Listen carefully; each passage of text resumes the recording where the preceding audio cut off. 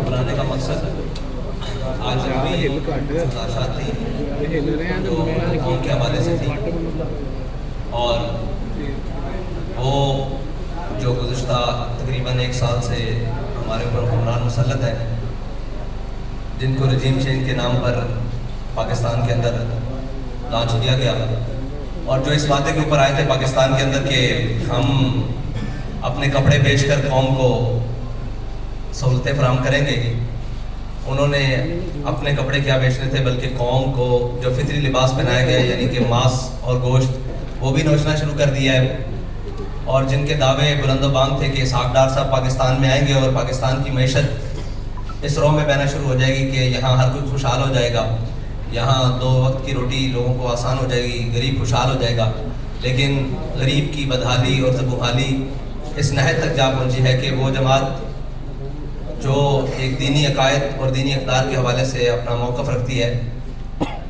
اس کے ذمہ داران نے بھی جب قوم کا حال دیکھا اور اس نہج پر دیکھا تو انہوں نے بھی یہ فیصلہ کیا کہ ہم اپنی قوم کے ساتھ کھڑے ہوں، نہیں تو یہ قوم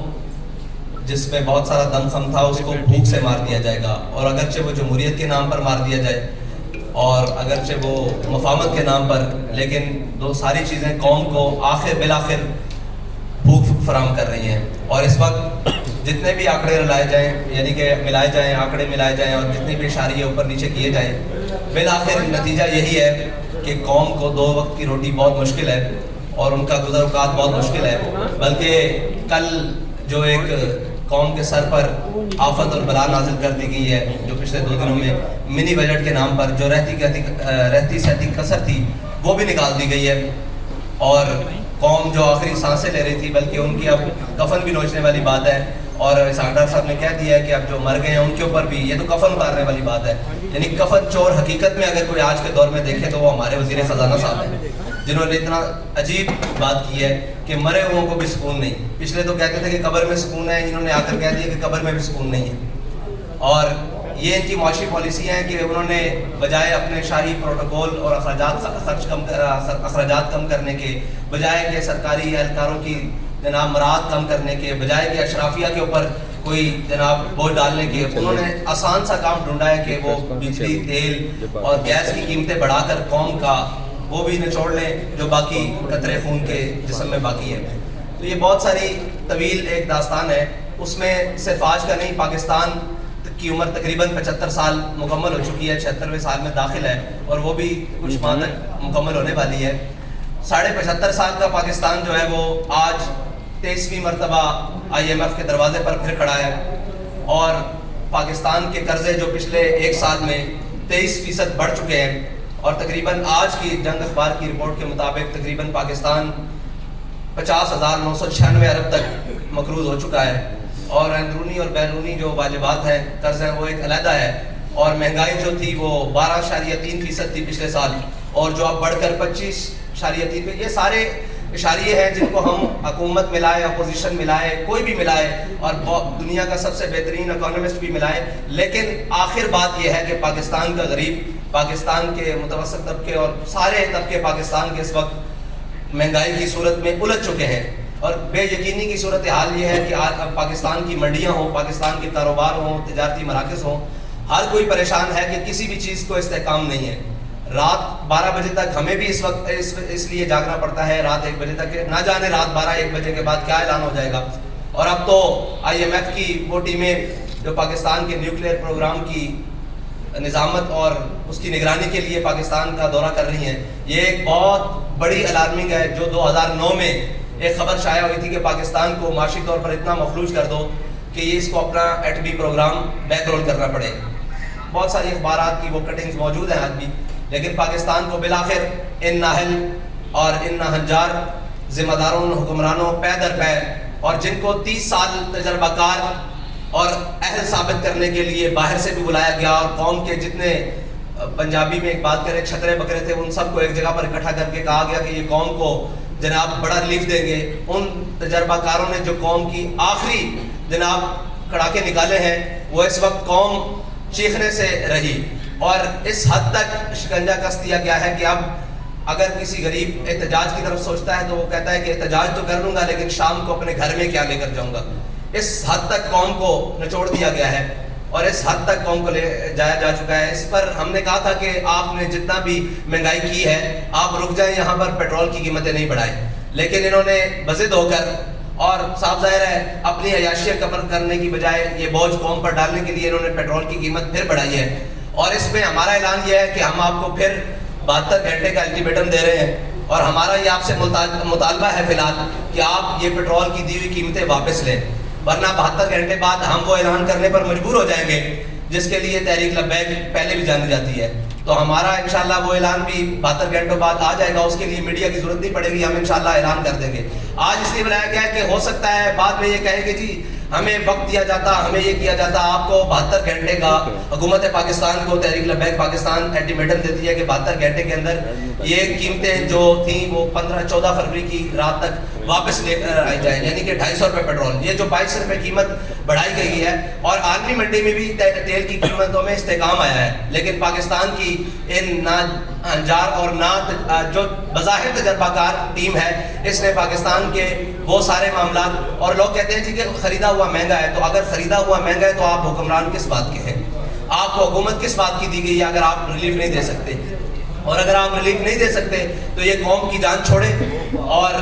ہم تو انتظار کرتے رہے کہ شاید کسی کو اپنے اقتدار کے علاوہ قوم کا بھی خیال آئے, لیکن کچھ جیل کی جانب چل پڑے اور کچھ جناب قوم کے کپڑے اتارنے کی جانب چل پڑے اور قوم کو نوچنے کی جانب چل پڑے. اس لیے تحریک لبیک پاکستان نے فیصلہ کیا ہے کہ وہ میدان عمل میں رہ کر قوم کے ساتھ انشاءاللہ کھڑی ہوگی.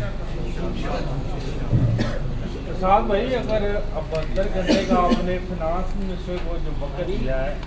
اب اگر نہیں ہوتا تو کیا پھر آپ کوئی نیا مارچ کرنے جا رہے ہیں یا کوئی تھریٹ آئی؟ جی نہیں, یہ تھریٹ نہیں ہے, ہم نے الٹیمیٹم دیا ہے. اس کے بعد تحریک لبیک اپنا احتجاج بھی ریکارڈ کروائے گی اور اپنا جو بھی اس کا اگلا لائے عمل ہے وہ نیچے کر دیا جائے گا. اس میں یہ ہے کہ ہم اپنے کارکنان سے کہتے ہیں کہ آپ قوم کے پاس جائیں اور ان کو بتائیں کہ یہ آپ کے مفاد کے لیے تحریک لبیک پاکستان نے اتنا بڑا قدم لیا ہے اور آپ ساتھ کھڑے ہوں, اور ہر شخص کے پاس, تاجر, کسان اور ہر تنظیموں کے پاس جائیں اور ان جا کر بتائیں کہ جو بھی تحریک لبیک کی کال ہو آپ اس کے اوپر لبیک ہے. سبحان اللہ. السلام علیکم. سر سے یہ بتائیں کہ نیتی لائن آپ نے بتا دیا کہ آپ کیا کرنے جا رہے ہیں, کیا اس طرح کے موٹر ویز یا قومی شاہراہیں بند کریں گے یا کوئی اور اس طرح کا لائن بنائیں؟ نہیں, ہم ہر وہ کام کریں گے جس سے قوم کو فائدہ حاصل ہو. سر ہم آپ کے پاس خبر لینے آئے ہیں, تھوڑا سا اشارہ تو بتائیں نا. جی آپ کو خبر دے کر جا رہے ہیں کہ 72 گھنٹے بعد آپ کو بہت بڑی خبر ملے گی. اور کوئی سوال؟ صاحب بھائی کیا آپ سمجھتے ہیں کہ موجودہ ملکی حالات میں جو اکانومی کی سچویشن ہے, ان حالات میں پیٹرول مہنگا نہیں کرنا چاہیے تھا گورنمنٹ کو؟ آپ کو نہیں لگتا ہے اس کے علاوہ گورنمنٹ کے پاس کوئی آپشن نہیں تھی, کوئی ایم آئی سے ڈیل بھی نہیں ہو سکتی؟ میں نے آپ کو قوم کے پاس, حکومت کے پاس کافی سارے آپشن موجود تھے, صرف پیٹرول, بجلی اور نام کے گیس مہنگا کرنا یہ آپشن نہیں تھا. آپشن موجود ہے کہ کم از کم پاکستانی جو حکومت ہے اس کے پاس کم 1.25 لاکھ کے قریب گاڑیاں ہیں جو استعمال ہوتی ہیں, اور ہر گاڑی کا جو ڈیلی کا پیٹرول ہے وہ 50 لیٹر سے اوپر استعمال کنزمپشن ہے. تو یہ اگر اپنی شائع خرچیاں کم کر دیں اور مریم نواز صاحبہ کو اگر ڈپٹی وزیر اعظم کا پروٹوکول ختم کر کے 1-2 گاڑیوں پر گزارا کرنے پر کر دیا جائے تو قوم کی بہت ساری بچت ہو سکتی ہے. صاحب بھائی ایک میرا سوال ہے کہ 10 مہینے ہو گئے اس گورنمنٹ کو, اور جس طرح پیٹرول انہوں نے آپ کے ساتھ بھی بڑھایا تھا اس وقت آپ نے پروٹیسٹ نہیں کیا, کوئی اعلان نہیں کیا, نمبر 1. نمبر 2, اب یہ جو آپ 72 گھنٹے کا ٹائم دے رہے ہیں اس کے بعد کیا پورے پاکستان کے روڈ بلاک کر دیے جائیں گے اگر آپ کی بات نہیں مانی جاتی؟ جو بھی ہوگا انشاءاللہ وہ آپ کے سامنے ہوگا